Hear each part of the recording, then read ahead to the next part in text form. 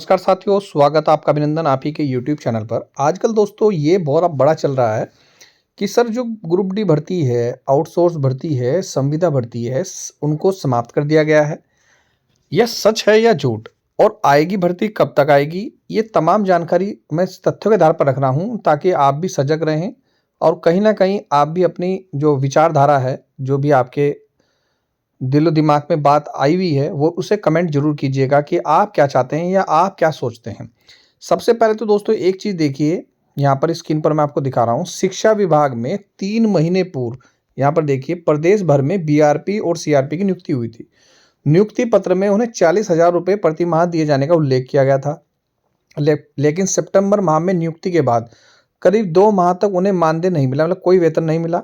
दिसंबर माह में जब मानदेय मिला, जिसके लिए हमने भी वीडियो बनाई थी कि उनको मानदेय मिलना चाहिए, उसके बाद मानदेय मिला, तो एहसास हुआ कि करीब आधा सैलरी नियोक्ता ने बतौर जीएसटी और अन्य सर्विस चार्ज लगाकर काट दी। अब उन्हें 40,000 रुपये के एवज में प्रति माह 28,800 रुपये का भुगतान हो रहा है। नाम नहीं छापने की शर्त पर कई बीआरपी सीआरपी ने बताया कि शिक्षा विभाग के अधिकारियों से इस संबंध में शिकायत दर्ज कराने पर वो आउटसोर्स के माध्यम से नियुक्ति बात कहकर अपना पल्ला झाड़ रहे हैं। शिक्षा विभाग ने पूरे प्रदेश में जो नियुक्त हैं करीब 950 बीआरपी सीआरपी, तो भाई जब आपकी जो नोटिफिकेशन था, जो नियुक्ति पत्र था, उसमें जब 40,000 रुपये सैलरी थी, तो कैसे आपको 28,000 रुपये सैलरी मिल सकती थी? आप कहोगे सर ये क्या ग्रुप डी से संबंधित है? बिल्कुल भाई, क्योंकि ग्रुप डी भर्ती भी आपकी आउटसोर्स भर्ती है, जिसमें सैलरी वैसे तो 20,000 रुपये थी, लेकिन फिलहाल 15,000 रुपये आपको सैलरी मिल रही है। अब देखिएगा एक और जानकारी, अगर हम इस अखबार की पड़ताल पर जाएं, पूरी वीडियो देखा करें दोस्तों, तभी आपके समझ में आएगा। उत्तराखंड में संविदा और तैनाती पर रोक लगा दी है। उत्तराखंड सरकार का एक आदेश जारी हुआ है, मैं आदेश की कॉपी भी दिखा सकता हूं और दिखाऊंगा इस वीडियो में, कि संविदा और आउटसोर्स से जो नियमित पदों पर तैनाती है उन पर सख्त रोक लगा दी गई। जी हाँ, यानी कि अगर इस लेटर को अगर हम सच माने, जो सच है भी, तो उस हिसाब से तो ये कहीं ना कहीं निकलता है कि भाई संविदा आउटसोर्स के माध्यम से जो तैनाती है उस पर कहीं ना कहीं रोक लग रही है और नियमों का अगर उल्लंघन हो रहा जा रहा है। देखिए मैं आपको एक और थोड़ा सा विस्तार से समझाऊं। होता क्या है दोस्तों, विभागीय पदीय संरचना में नियमित पदों पर नियमित चयन प्रक्रिया से ही माध्यम से ही कार्मिकों का नियोजन किए जाने के संबंध में क्या होता है दोस्तों, ये 29 दिसंबर 2025 का लेटर है, काफी पुराना नहीं है, कार्यालय आदेश है, सभी शिक्षा विभाग, सभी सचिव मंडलायुक्त के लिए है, जिसमें साफ साफ कहा गया है जो भी विभागीय पद है उन पर नियमित चयन प्रक्रिया के माध्यम से चयन किया जाए, न कि आउटसोर्स संविदा के माध्यम से। अब ये दोस्तों एक और मैं आपको कार्यालय आदेश दिखा रहा हूं जो 24 अगस्त 2023 का है और इसी के बिहाफ पर दोस्तों कहीं ना कहीं तैनाती की जानी है आप लोगों की।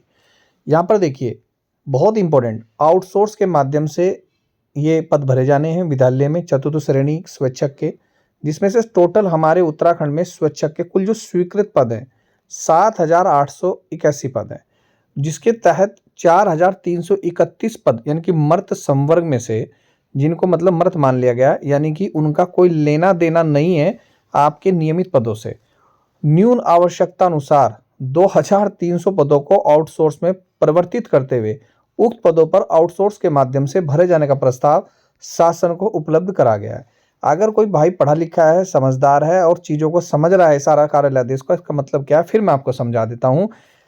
जो उत्तराखंड सरकार ने जो कार्यालय आदेश जारी किया, जो अभी मैंने दिखाया, उसमें लिखा है संविदा और आउटसोर्स भर्ती पर रोक, लेकिन केवल उस पर जो नियमित पद है उसके सापेक्ष, जो नियमित पद है, सपोज करो ये नियमित पद है, उसके सापेक्ष हम आउटसोर्स संविदा भर्ती नहीं करेंगे। नियमित पद में नियमित ही बंदा आएगा और सेम चेन प्रक्रिया होगी यूके ट्रिपल एस और यूके पीएससी वाली। क्लियर हो गई बात? लेकिन ग्रुप डी वाले सोच रहे भैया भर्ती नहीं आएगी, नहीं। ग्रुप डी में टोटल 7,881 पद थे, जिनमें से 4,331 पद सरकार ने मृत घोषित कर दिए थे, यानी कि जीरो घोषित कर दिए थे। उन 4,031 पदों में से उन्होंने 2,364 पद को जीवित किया, और किस रूप में किया, ध्यान रखिए, आउटसोर्स के रूप में किया।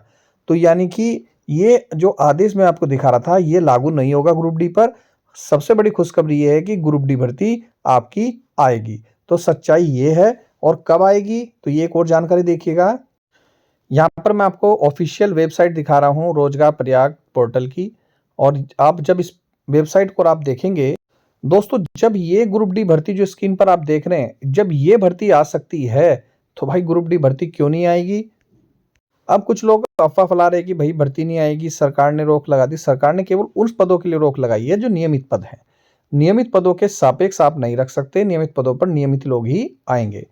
फिलहाल कुछ और भी वैकेंसी निकल रखी है। चिकित्सा स्वास्थ्य परिवार कल्याण विभाग में ग्रुप डी की भर्ती के लिए सैलरी 15,000 रुपये है, जिनकी हम कोशिश कर रहे हैं कि सैलरी कम से कम 20,000 रुपये हो। किसी भाई को अगर वार्ड बॉय का फॉर्म भरना है, वीडियो के डिस्क्रिप्शन में, या कोई भी ग्रुप डी का या रजिस्ट्रेशन करवाना हो प्रयाग पोर्टल पर या रोजगार कार्यालय में कराना है, तो आप वीडियो के डिस्क्रिप्शन में फ़ोन नंबर दिया है, आप मुझे व्हाट्सएप मैसेज कर सकते हैं। तो जब ये भर्ती निकल सकती है तो आपकी ग्रुप डी भर्ती क्यों नहीं निकल सकती? तो सच तो ये है, आपकी ग्रुप डी भर्ती आएगी, थोड़ा विलम्ब हो सकता है। अब देखिए, मैं कोई बहुत बड़ा कोई नेता, अभिनेता या कोई सरकार सिस्टम का कोई पार्ट नहीं हूँ। मेरा सिर्फ इतना कहना है, खुद धन सिंह रावत जी ने कहा था कि ग्रुप डी भर्ती आपके अक्टूबर में आ जाएगी, फिर ग्रुप डी भर्ती आपके दिसंबर के प्रथम सप्ताह में आ जाएगी, फिर ग्रुप डी भर्ती के लिए अधिकारियों को फटकार भी लगाई, और ग्रुप डी भर्ती मुझे पूरी उम्मीद है दोस्तों निश्चित रूप से आ जाएगी। जनवरी के अंतिम तक तो आ जानी ही चाहिए। अगर फिर भी अगर नहीं आती तो हम दोस्तों इसके लिए जितना प्रयास कर सकते हैं प्रयास कर रहे हैं, लेकिन इसको हम धरातल पर लेकर जरूर आएंगे। ये थी महत्वपूर्ण जानकारी। मिलता हूँ नेक्स्ट वीडियो में। वीडियो देखने दोस्तों धन्यवाद। जय हिंद, जय उत्तराखंड।